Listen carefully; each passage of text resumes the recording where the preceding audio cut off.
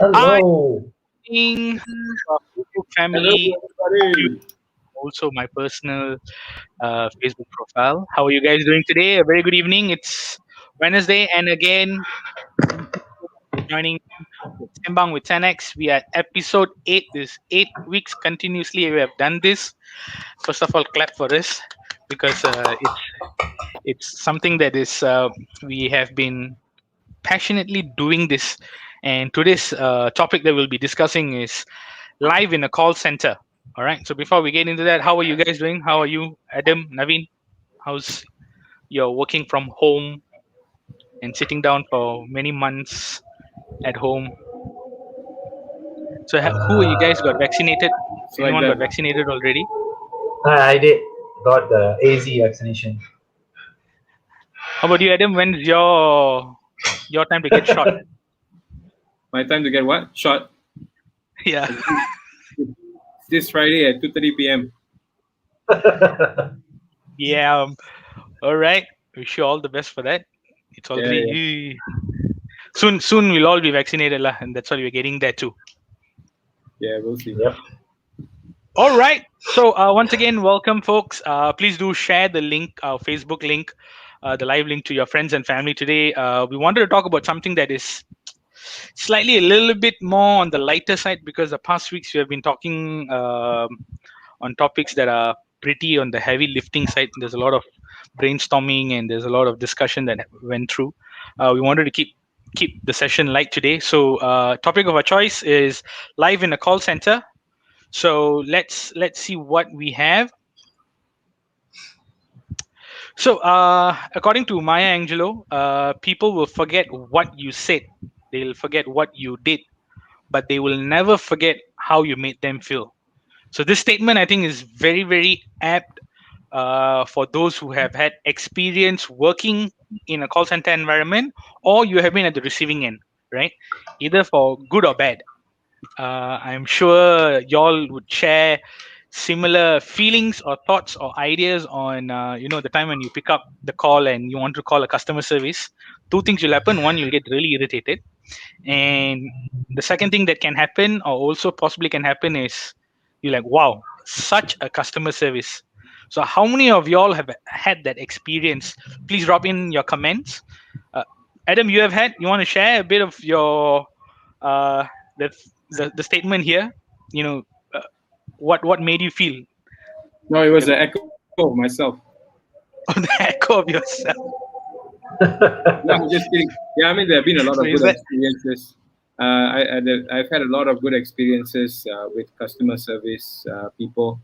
Um, yeah, and I've had really bad ones also. But I think, like what Maya Angelou has said, that it is probably true. You probably remember the good ones, and you probably remember how they made you feel at the time. So the bad ones usually go out the window, and you just try to focus on the good ones. But I'm sure that a lot of people don't agree with me. The bad ones stick with them because that's how human nature is. Like we will brand it based on the last worst experience that we have had. It's not really whether we have had a really good experience the last time. We probably just say that okay, that certain company is very good, but yeah, I mean Malaysian customer service can really do with the overhaul, lah.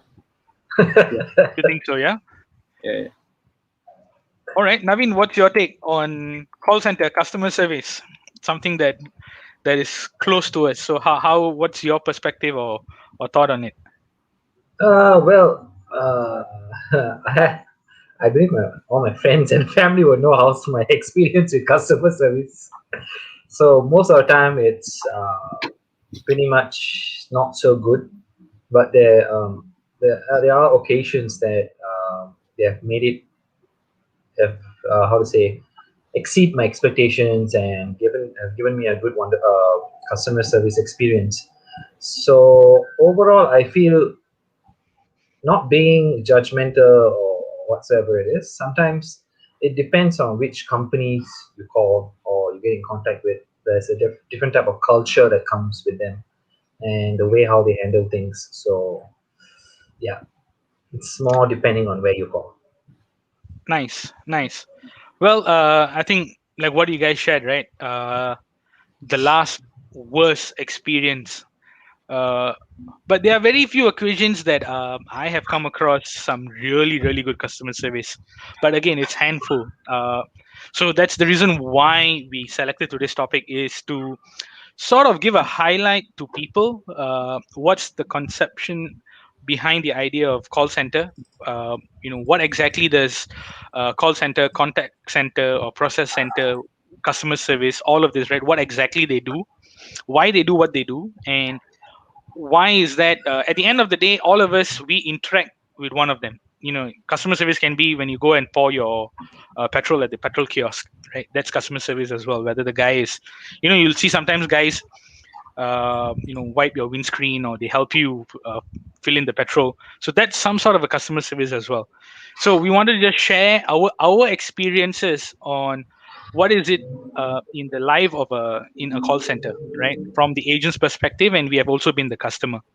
So let's go in a little bit further. So this is uh, the basic definition, or rather, we just want to That's ask, not how what's a your call idea? center looks like. That's not I how a try to call make it. I try center to make looks. God lah. Some of them are like that lah. Just let it be lah. So Yes, Adam, sir. for you, God lah. I think so lah. Work at home now. It's like working from home only. This one. Yeah, I don't want to show you my desk, but okay. So Adam, what is a call center? Maybe you want to share with our audience today. Call center What? is an old term. Is an old term that's used. I think I used to hear the word call center when I was a kid because you watch Tamil movies, right? So Tamil movies, they always say that where are you working? Call center, call center. So call center basically is call center. It's calls coming in. That's it. It's flat only for calls. So that's a call center. So now I think we've evolved a lot. Nowadays we have contact centers because it's basically Right. every touch point of the customer with us or with the customer service department. So there's emails, there's chats, there's calls. So it's like omni-channel stuff, lah. Yeah. So probably that is what is a call center. Call center is very old. It's an old term.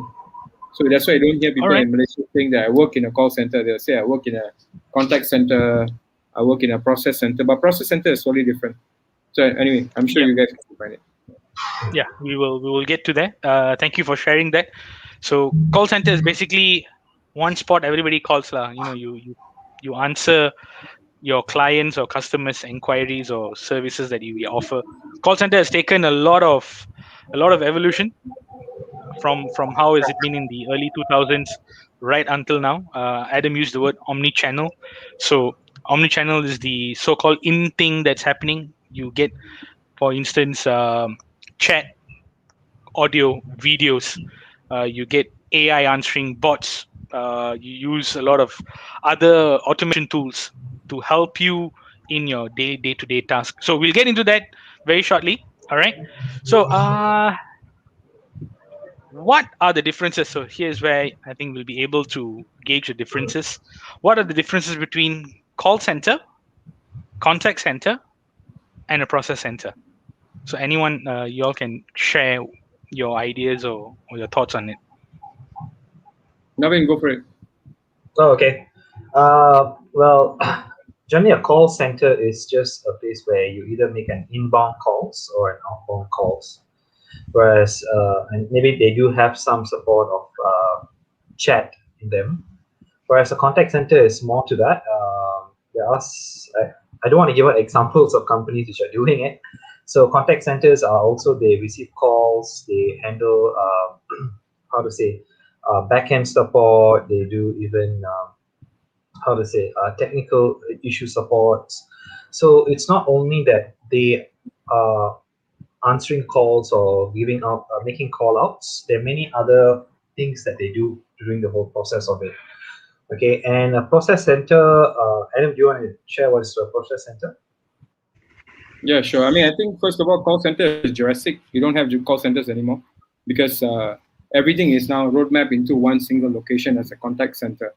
So most organizations only use contact centers now. Call center, you can watch 1990s Tamil movie, you will see call center lah. But in process center is is totally different. That's more like how do you call it? I want to say something like a command center for IT, mainly for IT. So it's a lot of companies in the IT field, like those big guns like IBM and all that stuff.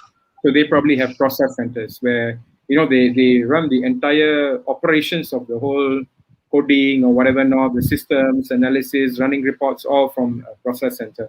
But there are some companies who also call their contact centers process center because it just sounds fancy. But in actual fact, no lah. Contact center is, as we mentioned, and process center is more into IT. Nice. Interesting. So are there in terms of contact center, right? Just for the audience to understand, what other things that goes in the background? Because a lot of them think contact center is just like, there's a person sitting at the other end of the desk, and then they just keep answering the calls, right? So when the term now comes contact center, what exactly happens? Like, would you be able to share like a brief overview of what exactly happens in a contact center, apart from just answering calls or emails? The Adam, do whole you want to share? shebang, the whole shebang, I guess, everything. Because to first of all start a contact center or have a contact center, you need to do a customer journey mapping first. Understand what are your customer touch points, and obviously now customer service is not only about answering a question or a qualm that a customer has. A lot of upselling is also involved, a lot of upgrading. So there are also sales involved. There's revenue generation. Essentially, a contact center or inbound contact center is a cost center, meaning the company is paying a cost for this, and this is a cost that they have to incur to make the business successful. But a lot of organizations have now, made it dual, where they also make it into a revenue generation center. So a revenue center where they can also do upselling. Like for example, the Amex, like American Express. These are large organizations who not only answer your questions, but at the end of it, they will put you into a kind of a situation where you want to do an upgrade. Okay, I'll upgrade my card or whatever not. So these are all upselling points. So as a whole, on the customer service side of that, that's what goes on. Obviously, there's a lot more. There's in the background, there's training, there's quality, there's support for the IT part, the help desk. There's so many things that goes on in the background. I mean, I've worked in large contact centers. I've worked in medium-sized contact centers. Medium would be around 200 to about 250 employees on the floor. So that is medium. Large would be around 1,000 over, and there's a lot in Malaysia. I think almost all of us would have had of experience. If you graduated post 2000, maybe 2008 or 2006, you probably would have worked in a contact center at some point. At Yeah. some point, either after you graduate or because you don't usually take SPM holders. Back in the day when I was after SPM, they used to take people for telemarketing. 18 years old, no worries. But now Right. they kind of look for like diploma holders. You have to have some experience and all that stuff, or degree holders. So yeah, times have changed. It's no Yeah. longer a part-time job. It's a lucrative job. Correct. I think, like you said, it has changed in so many years, right? Like contact center, like I said, I think you gave the highlight of, because the frontliners. Just give me a quick moment. Are you all able to hear anything in the background? No. No. Okay. Cool. Sorry for that. So, damn, I lost my chain of thoughts. So where was I? All right. In terms of contact center, like you said, after you graduate, the first thing that you want to find now is a contact center job, because it's not readily available, but the money is lucrative. You get to work for large organizations. You get to carry that in your resume, right? That, hey, I've worked for company ABC and whatever not. Probably they're part of the Forbes 500 companies in the world. So you carry like a brand with them. But the other thing is that the frontliners, who are the guys who are answering the calls or answering the chat, they are not the only ones in the organization. It's like people just see them. They don't see the the unsung heroes that are at the back, in terms of the trainer, quality, HR, you name it, the whole load of it. So I think that's what we want to share with people, like why. Probably the next time when you answer a call, or you call a contact center or a customer service, you can be a little bit more nicer, right? Because there's a lot of things that happen in the background. So having said that, we want to know your personal experience, Adam, and Naveen as well. Of course, among the three of us, Adam beats us in the terms of experience, not age, right? So he has been in, I think, various industry and various setting. So I think people would be really interested to know how you have managed and evolved, and what were the differences that you see, back in the day and currently now. So when I first came out of school, contact center or call center at the time was a bad job. It's not something that you want to take. It's basically for the people who don't have a job, who can't find a job at that time. This was 2003, 4, 5, around there.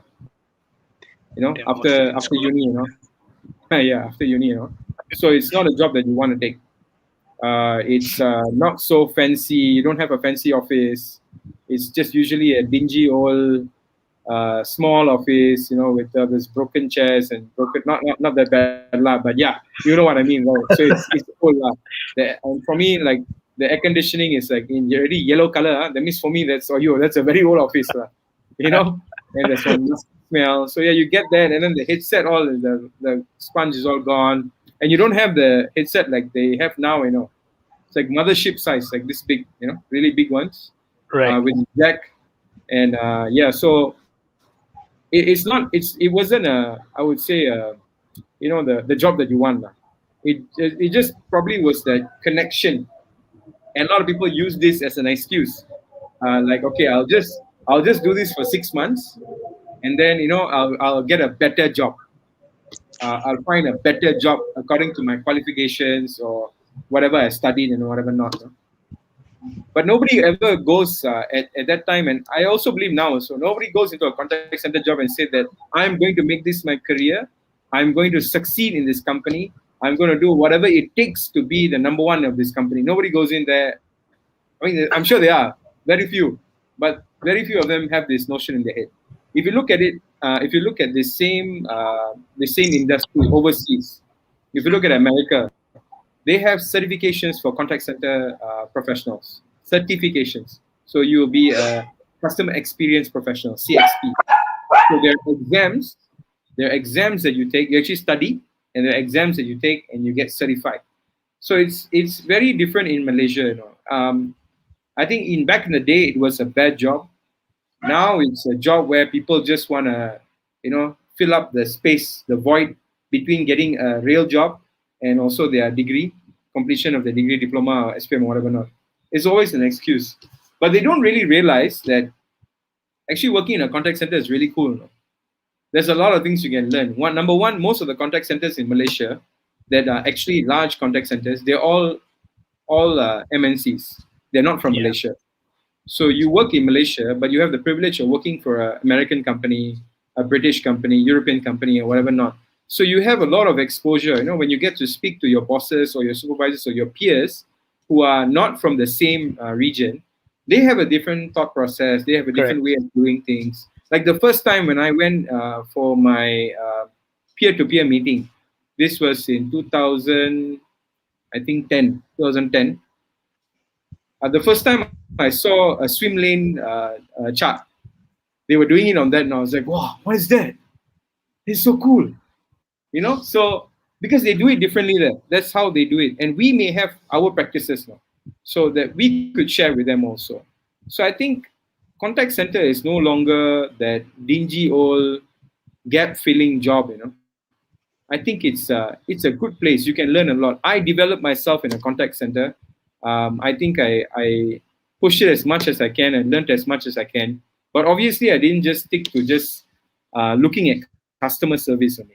I always plan to create new areas of my learning within the contact center. Right. So I think that's how a lot of people are either right now they're thinking to when I'm saying all this, they're saying that okay, I've fallen into that trap and now I've been working in a contact center for 6 years already. It's not a trap. It's a good thing. You can really learn a lot. It's about you actually, how you want to make it work and how much you want to really stretch your abilities and also squeeze as much as you can from your employer and the people around you. Nice. Interesting. Thanks for sharing that, Adam. Naveen, what's your take or what's your experience in call centers, contact centers? Okay, so my experience, I've worked for two contact centers prior to this. One was an American base, and another was local. So there was, I wouldn't say a vast difference between both of them, but there was a difference of approach, outlook, and like what Adam said, lah, that whole dodgy feeling. So it was all there. And when I first joined, and that time you just want to say that, yeah, I'm working for customer service. Then somebody will be like, contact center, or call center, Then I'm like, no, it's it's customer Yeah, service, and you do more Naveen, than that. Naveen, like father-in-law asked, "Maapla enna வேலை செய்றாரு?" Customer service. Oh, customer service. Wow. Service, Yeah. So so so that was the vibe that you get, like it's like people look down at you, like, oh, it's just call center, customer service, cheap, that kind of stuff. But eventually it has grown so much from the time when I started it in my first job was at 2011, 12. And once I moved on to another company in 2015, there was so much difference. So I could see how the whole process was involved, how a same company operates around the world, how how they actually support globally with the time shift difference, and it's so synchronized, it's so nice, and everything is well organized. So if there's a normal issue, if you can solve it, you finish it off. If it's not, it goes on to candidate care, and technical issue, it goes on to help desk. So it's just so nice. And and after leaving them in 2018, and like last year and this year, there are so many new companies, new MNCs that have come into Malaysia, and they are so huge, and their pay is way much more than what was they were paying before. So there's a huge step. Now people are saying that, I don't work for a call center, I work for this X company.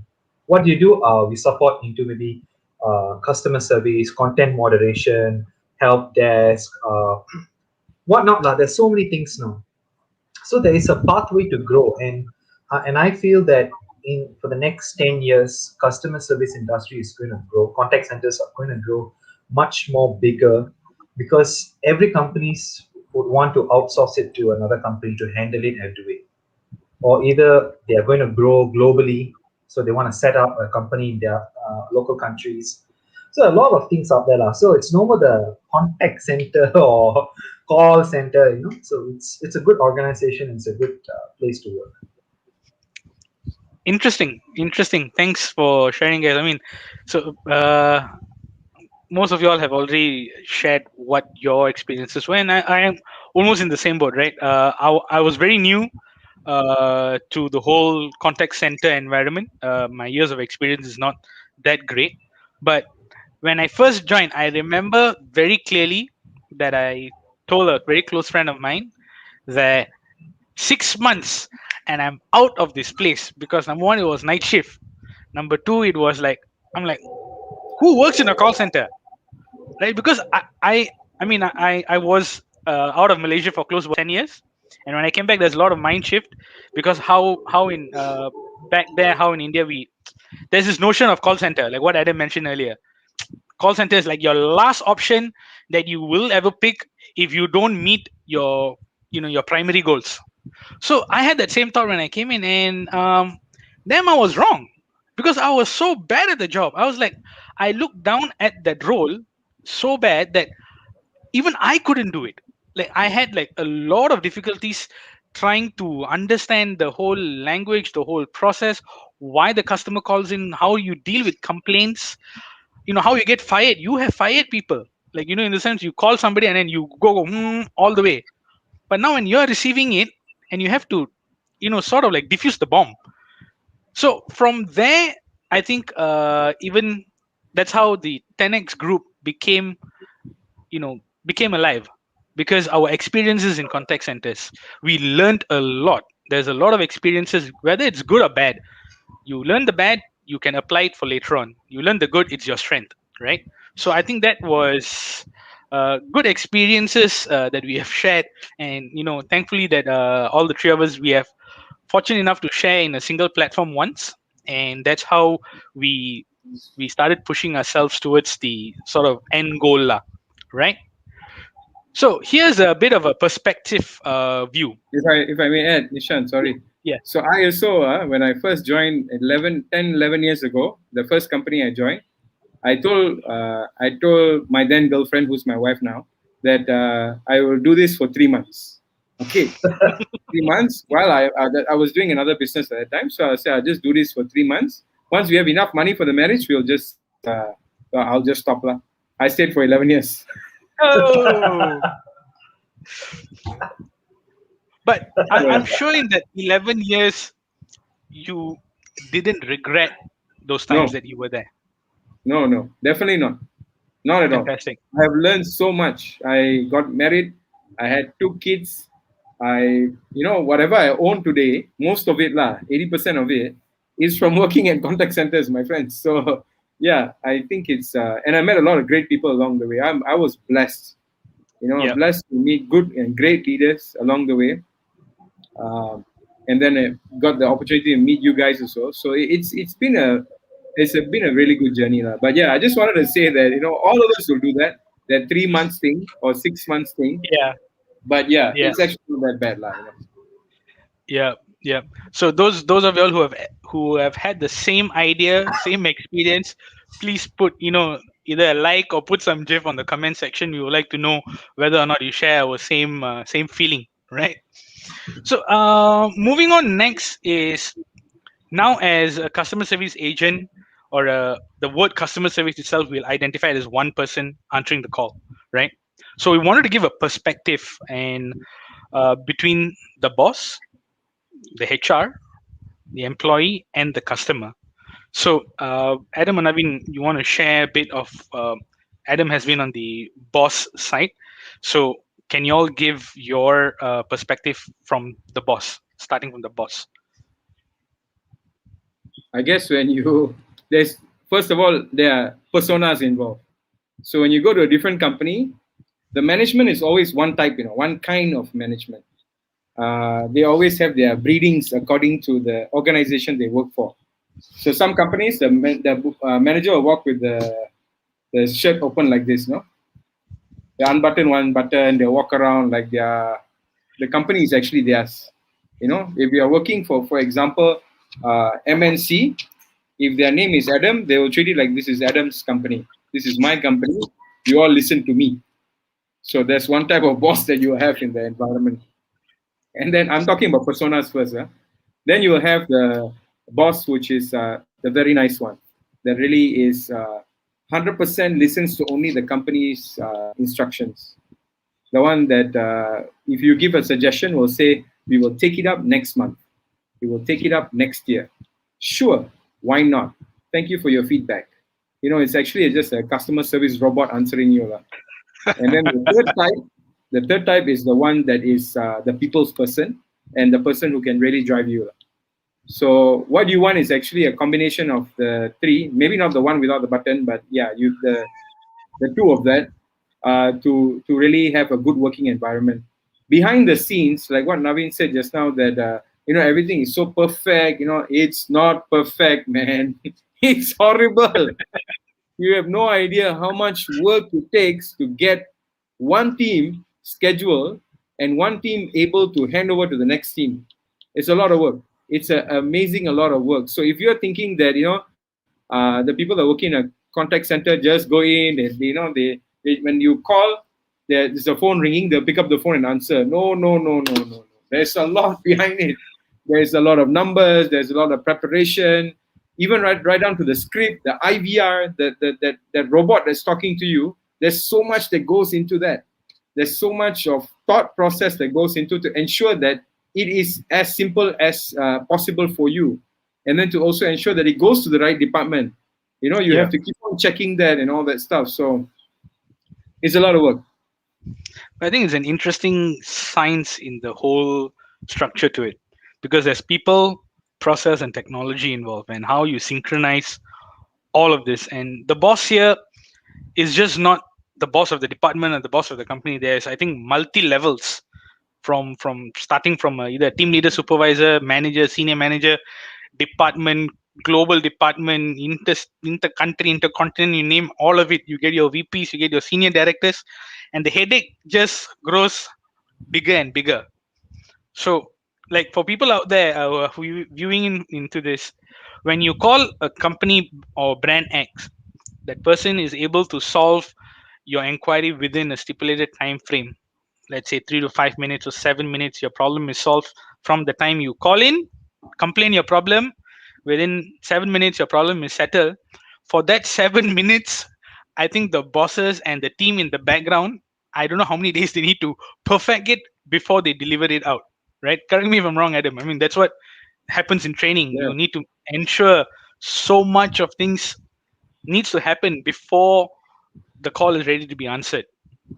That also depends on the person that you're reporting to. If your boss is a short caller, they will make the decision on the spot and say, you know what, they will find a link, like for example, the customer wants a discount, and if the customer doesn't get a discount, the customer said that I am just not going to purchase from you anymore. I've been purchasing from you for like 5 years. So this supervisor or manager who gets the complaint from the representative will look at the VMVs. Okay, the VMV says we always protect the customer's interest. Okay, approve, give the discount.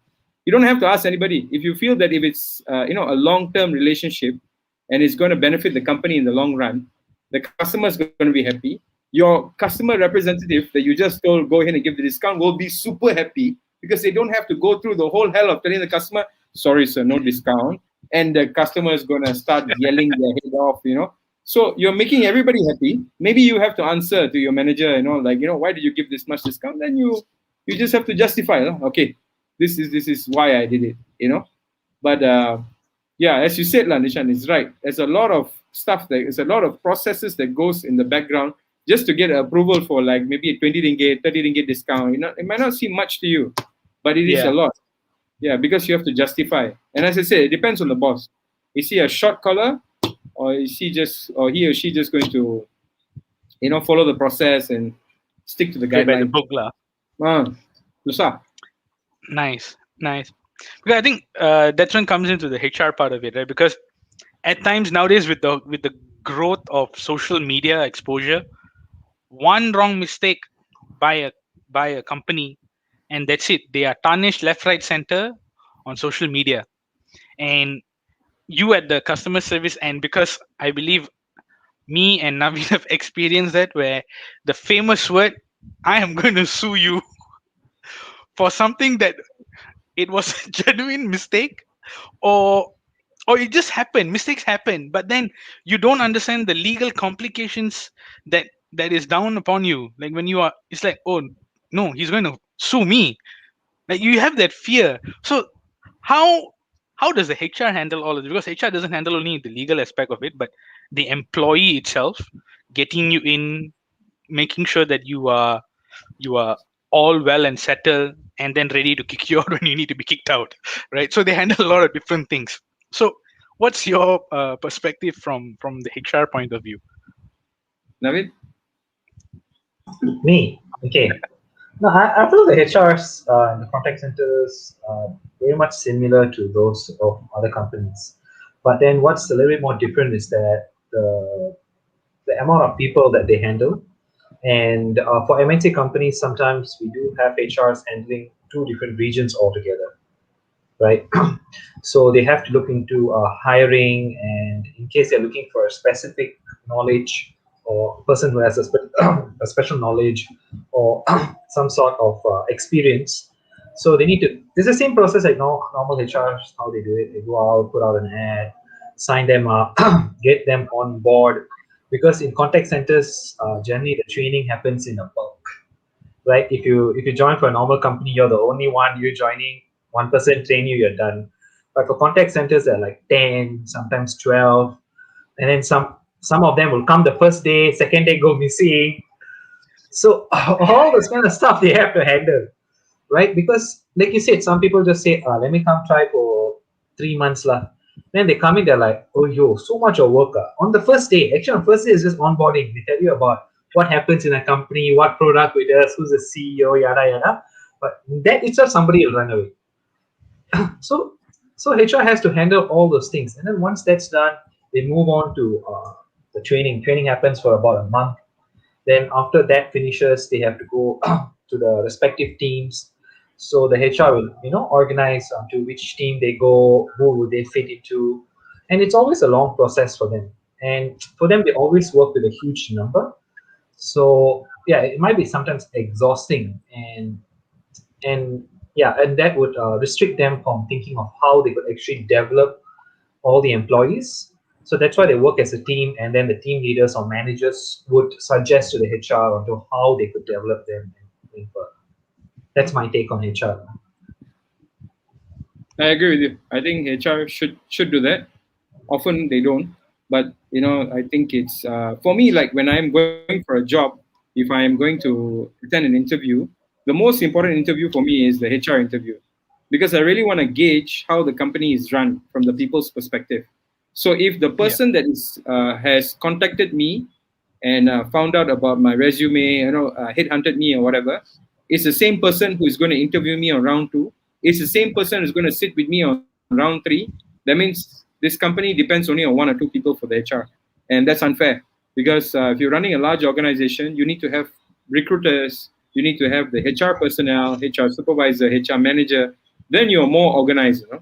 So for me, that is critical. And in a contact center setting, nowadays, the HR teams are huge. They do a lot of work, and they do a lot of analysis also. They try to understand, because obviously their KPI is attrition, Yeah. attendance. Those are all their KPIs. So I think it's changed now. Back in the day, I mean, not really back in the day, but yeah, maybe 2 years ago, basically supervisors and managers in a contact center would end up doing what a HR manager would have to do, because their workload is so much that we end up doing it, or probably because they just have difficulties matching their schedules, because contact centers are follow the sun, they are 24 hours a Yeah. day, so they may not be able to match the schedule. So it's a tricky part, But the HR also, you have the different personas in a contact center. You got the HR who just sits down there. You don't know if they exist or not. That's all. The table, right? If it's this high, yeah, their head will be that low. You won't be able to see them. That one also got. There's some of them like that. Some of them, they will come and show their face every once a month. They will come and show like, hey, hi, how are you guys? How's everything going? But then there's another one that's really organized. What they do is they train up people who are able to do their footwork, and they also communicate via email. They chat. They leave you offline messages. They do surveys. That is the new HR of today in contact centers. Last time you get Yeah. the first one, lah. You only see the head like that. No? But yeah, it's changed now. Agreed. Agreed. I think we all would have come across one or two HR personnels, but not all of them are, as what you said. I think some of them are really. I've experienced some great HR personnel that I've met. So varies lah from company to company, organization to Absolutely. organization, character to character. So Absolutely. coming to the last two, which is they are like the important part of this entire. If there is no customer, no business. If there's no business, there's no customer. So the employee and the customer. So we'll touch base on the employee. How are they looked upon at like in a contact center environment, right? How valuable are they, and what is their perspective when because I've always been on the employee side. My boss will like this month your KPI, Ancho, your talk time, you're talking, I don't know, for so long to a customer for what. So for us, it's always like we need to solve the problem and try not to get the customer angry all the time. So from the employee's perspective. So what is your perspective, Adam or Naveen, in terms of employee and the customer? I guess so. As a employer or as a manager or supervisor, first of all, you have to learn not to look at the person as a number, as a digit. Okay, so obviously, when you're newer in your career as a supervisor or manager, you will tend to look at it as your rice bowl, because these people, their performance, their employees' performance is your KPI. So you want to really ensure that they are performing, they are meeting the KPIs, and then you will get a pat on the back, and you also get your bonus at the end of the year, or your quarterly bonus or whatever not. So all these things, kind of drives a human being to look at these people as numbers.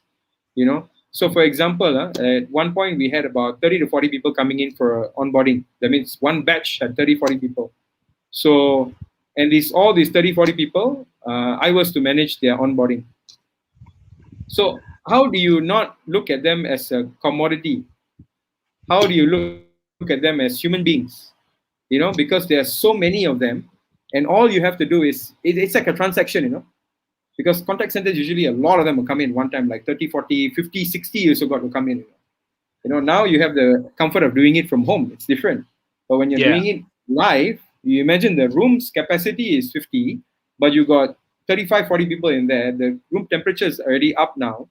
And you're standing in the front sweating with your coat and your tie and all that stuff, trying to tell them about who the CEO is, who lives about 9,000 miles away, and all that stuff about the company's VMVs and all. So it's difficult.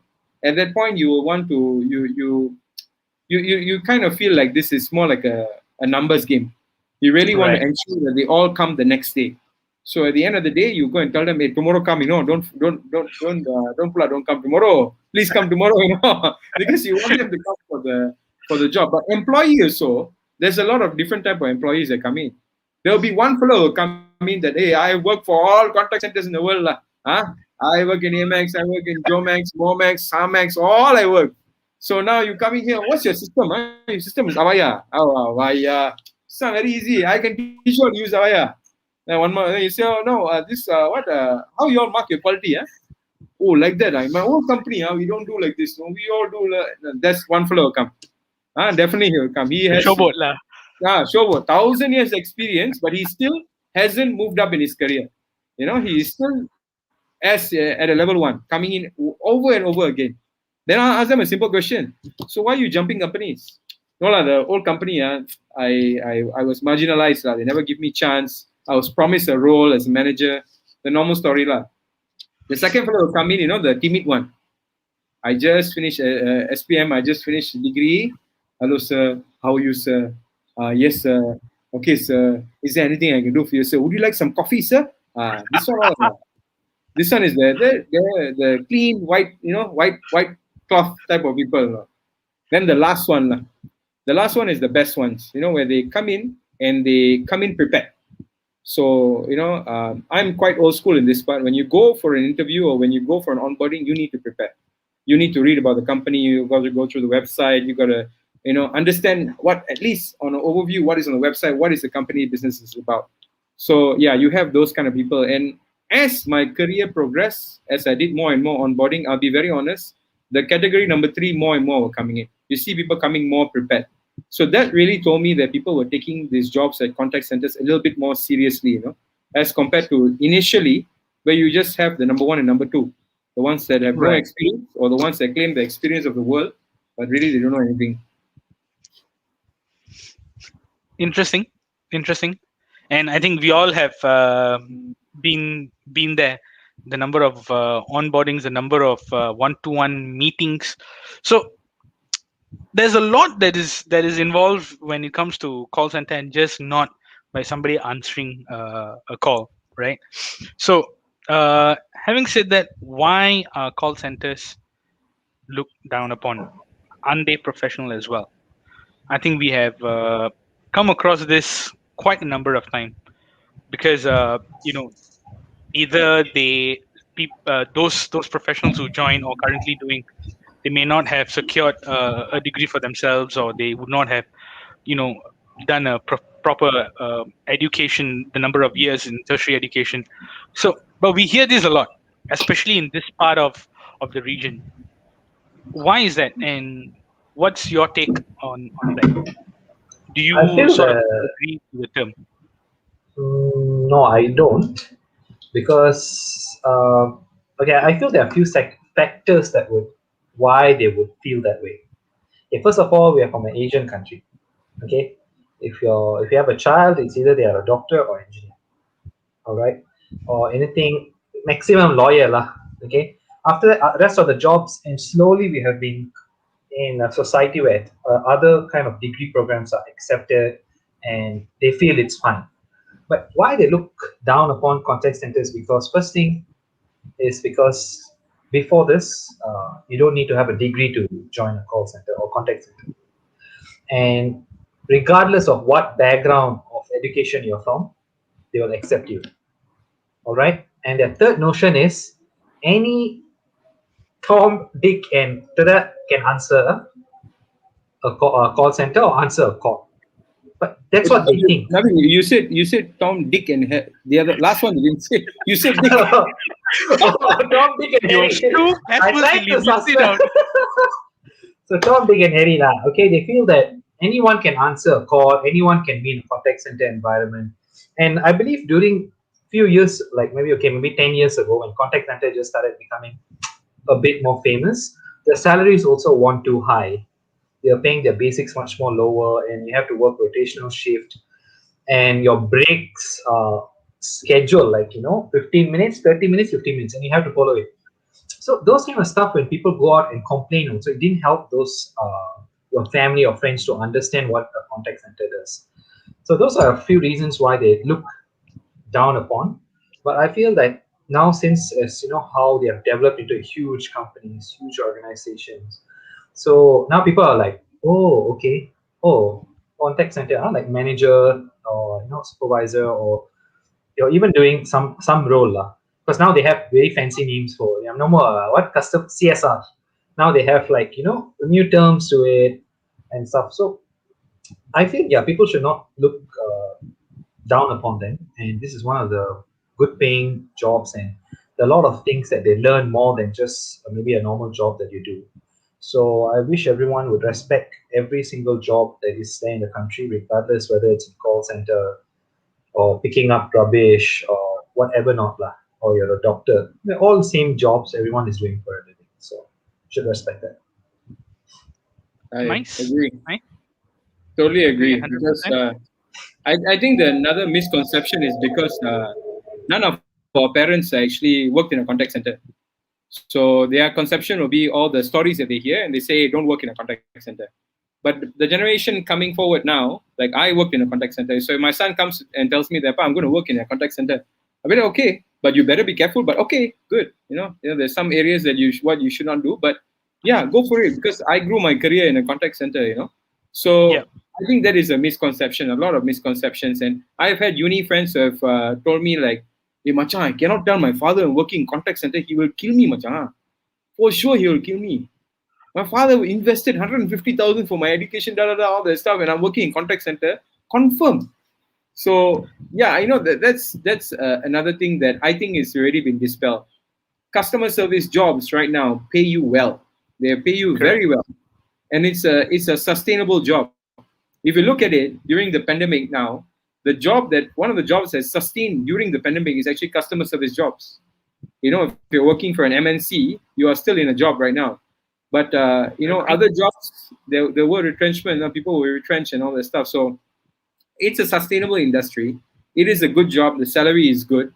You can learn a lot. And if the environment is suitable and it's good, you can definitely jive in there and also contribute to the organization. You can move up. I was promoted 3 times in 2 years, 2.5 years in the organization I worked previously, because I really put my heart and soul into it. I wanted to move up. I wanted to achieve something.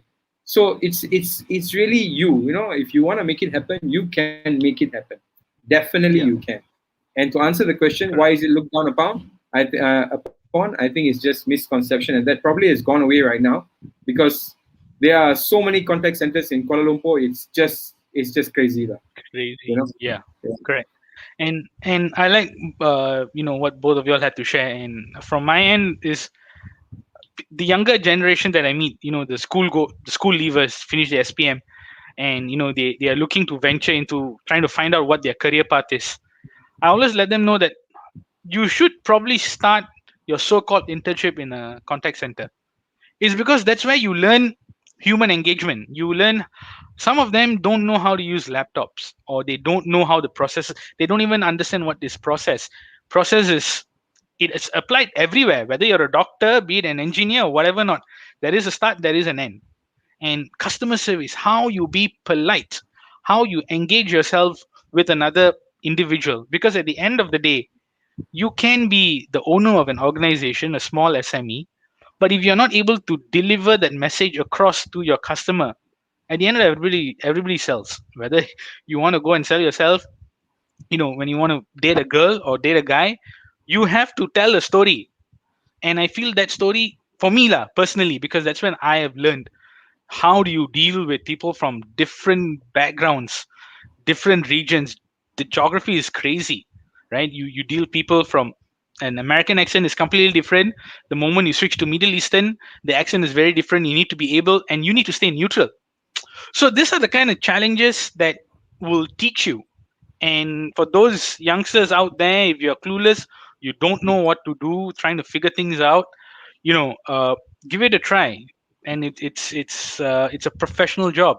It's one of the most highest paying jobs. The same company that answers your phone, who is a customer service agent, there's another person at the same back end who's an engineer as well. So you never know where you're going to climb up from. You can be a gamer. New customer service are there. For gaming industry, if you have issues with your PlayStation or FIFA or your game, you get to contact a gamer that will help you solve that issue. So it's amazing the kind of things that you get to see out there. So yeah, I think the misconception is going down, and we hope that this changes, and that is what we wanted to share with you guys tonight. So So I also thank you think so it's much. very Yeah, important. It's also very important for the customer service in Malaysia, our standards to change. Yeah. You correct. see, when you call a customer service center, I'm not going to mention a particular telco with the letter M on it, but yeah, they just don't tell you they're going to put you on hold. They just Yeah. put you on hold. They just transfer you as they wish. And another satellite TV communications, whatever company with this letter A, starting with letter A, that one is another rubbish one, where they actually just, they treat you like dirt. So that has got to change, and that for me comes from the leadership. It does not come from the people itself, because Yeah, if you call the same, you call a different customer service team in Malaysia for a different company with high values in it, they're going to answer you very nicely. So what is that? Different people, we're all Malaysian, same.